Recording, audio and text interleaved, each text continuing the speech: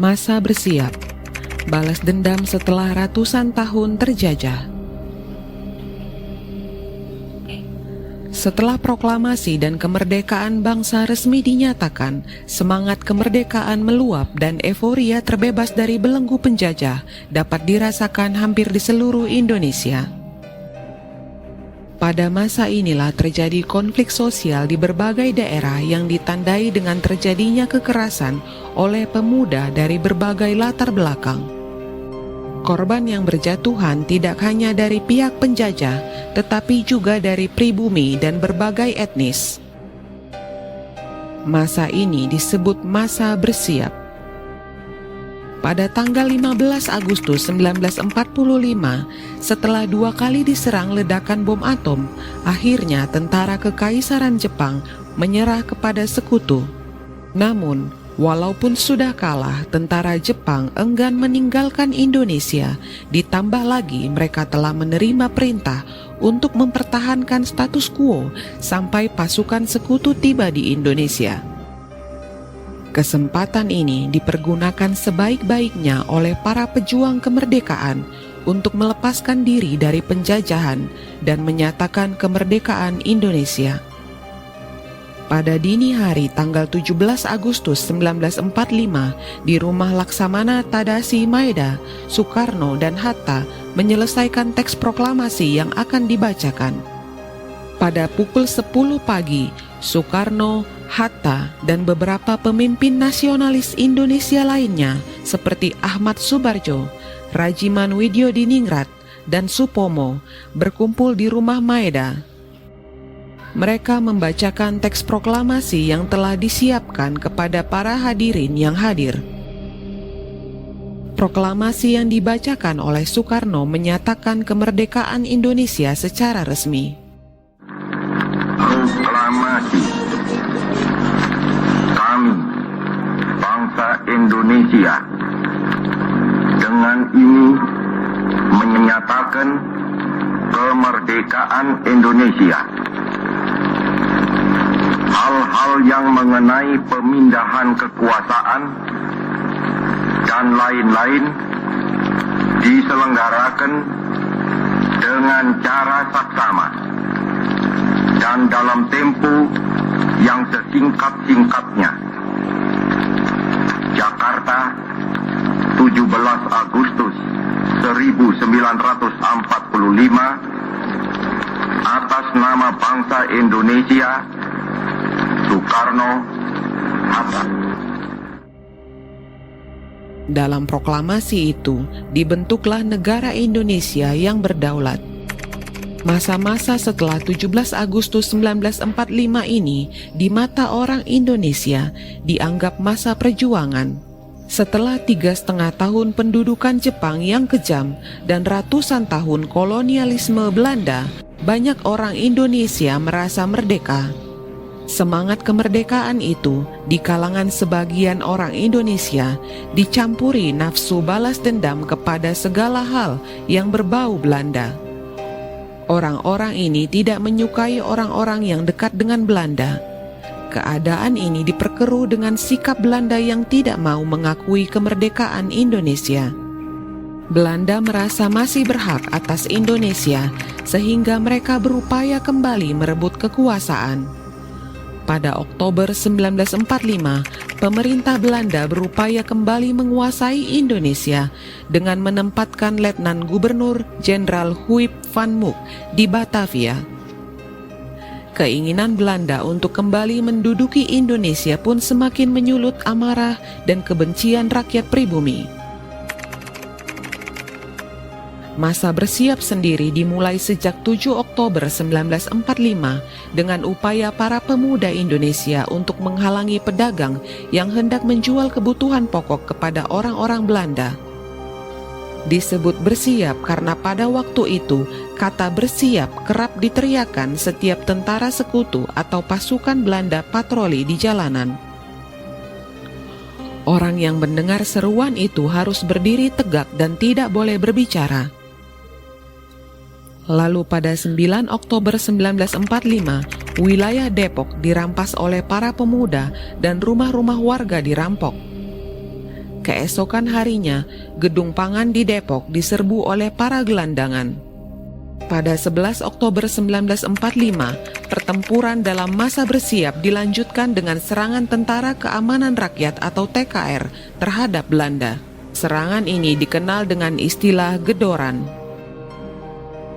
Kerusuhan berlanjut pada 13 Oktober 1945 ketika segerombolan orang menyerbu Belanda dan menewaskan 10 korban jiwa. Orang-orang Eropa dan Indo lalu dikumpulkan di belakang Stadion Depok dan dijadikan tawanan.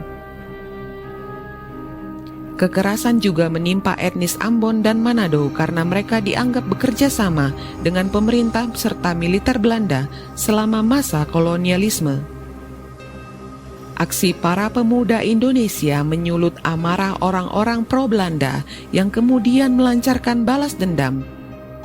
Sejumlah orang Ambon yang pro-Belanda dan kerap mangkal di Senen berbalik menyerang para pemuda pro-Republik Indonesia. Perdana Menteri Sultan Syahrir pun sempat menjadi sasaran balas dendam orang-orang pro-Belanda.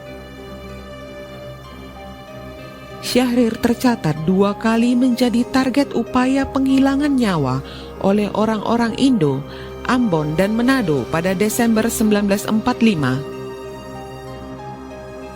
Korban jiwa dalam periode bersiap disebut mencapai puluhan ribu orang. Namun tidak ada angka pasti terkait jumlah korban jiwa karena buruknya administrasi pada masa itu. Kekerasan-kekerasan yang terjadi selama masa bersiap sebenarnya telah meredup pada 1946 seiring dengan dimulainya agresi militer pertama Belanda pada Juli 1947. Periode bersiap kerap disebut sebagai sebuah peristiwa genosida atau pembantaian terhadap orang-orang Belanda. Namun, dalam buku Serdadu Belanda di Indonesia 1945 sampai 1950, kesaksian perang pada sisi sejarah yang salah yang ditulis sejarawan Belanda Gert Oostende, Irene Hugenboom, dan Jonathan Verwy dijelaskan bahwa istilah genosida tidaklah tepat digunakan untuk menggambarkan periode bersiap. Sebab pada masa itu disebut bahwa tidak ada upaya untuk memusnahkan seluruh penduduk Eropa atau Cina di Indonesia. Kekerasan pada masa bersiap juga tidak bisa disebut sengaja diatur atau dikendalikan oleh para pemimpin Republik Indonesia. Meski begitu, kekerasan yang terjadi selama periode bersiap diakui memang memperuncing hubungan Indonesia-Belanda pada masa-masa setelahnya. Pans Komper adalah seorang penulis buku Selamat Tinggal Hindia, Janjinya Pedagang Telur. Pengalaman kengerian pada masa bersiap dicatatnya dalam bukunya. Judul yang diberikan oleh Pans Komper untuk salah satu bab dalam bukunya yang menceritakan tentang masa bersiap, yaitu Zaman Bersiap dari Sarang Harimau ke Mulut Buaya, sedikit banyak dapat menggambarkan apa yang terjadi kepada orang Belanda seperti dirinya di masa bersiap. Setelah terbebas dari kamp interniran Jepang, penderitaan mereka masih terus berlanjut di masa bersiap.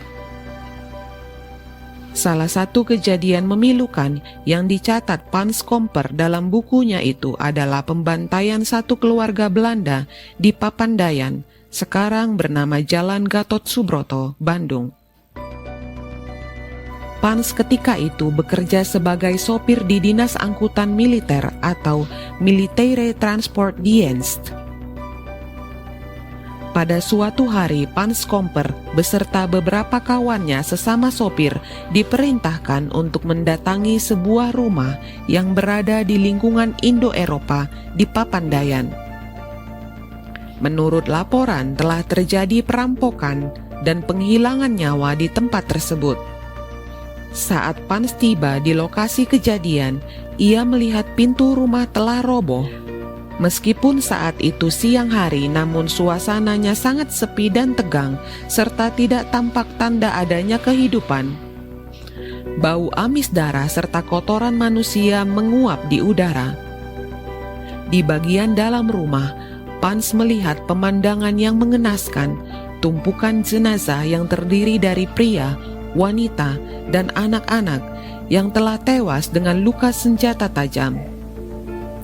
Tak cuma orang Indo-Eropa yang menjadi korban di masa bersiap, orang-orang pribumi yang dianggap kaki tangan orang-orang Belanda juga ikut terseret menjadi sasaran kekerasan yang dilakukan sesama kaumnya.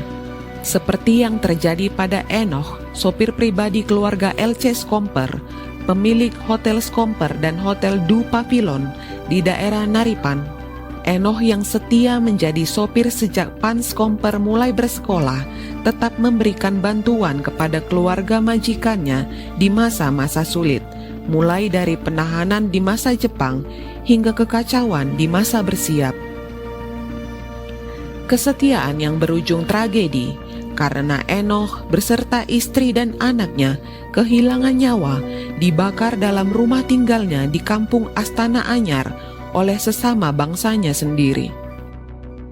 Mereka yang menjadi bulan-bulanan saat masa bersiap tidak selamanya tinggal diam dan kemudian melakukan pembalasan.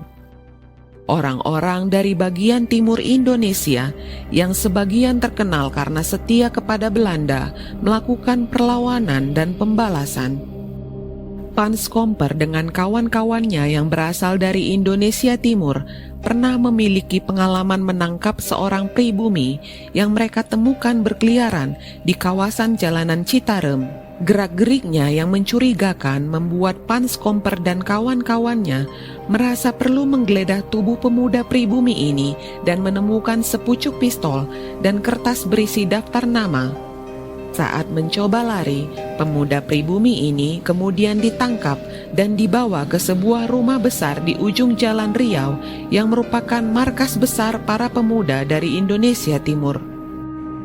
Meskipun Pans Skomper tidak mengetahui dengan pasti apa yang kemudian terjadi kepada pemuda pribumi yang ditangkapnya itu, tetapi ia melihat orang yang keluar masuk rumah itu bajunya berlumuran darah.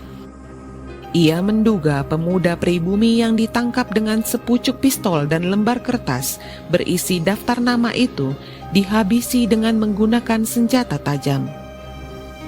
Pans khawatir inilah bentuk tindakan balasan terhadap kekerasan yang dilakukan pihak pribumi di masa bersiap kepada orang Belanda beserta orang-orang yang dianggap sebagai kaki tangannya. Teror dibalas dengan teror.